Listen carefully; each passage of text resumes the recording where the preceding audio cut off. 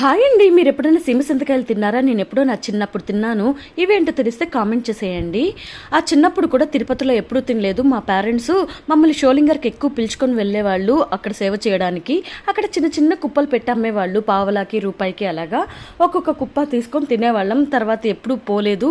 చాలా ఇయర్స్ అయితే అయిపోయింది. తర్వాత నాకు ఎక్కడా కనిపించలేదు, తినలేకపోయాను. అలాంటిది నిన్న తిరుమలలో మా వారిని అయితే అడిగాను, సీమ సింతకాయలు తినాలనిపిస్తుంది, ఎక్కడా కనిపించట్లేదు, కనిపిస్తే తీసుకో అని.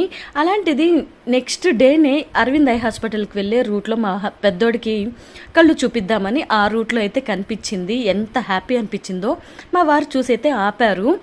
ఏదైనా చిన్న చిన్నవి కోరుకున్నప్పుడు వెంటనే జరిగిందనుకోండి, దాంట్లో ఎంతో హ్యాపీనెస్ ఉంది కదా. నేనైతే చాలా హ్యాపీ ఫీల్ అయ్యాను. అక్కడే వెంటనే టేస్ట్ చూశాను, చాలా బాగా ఉండింది.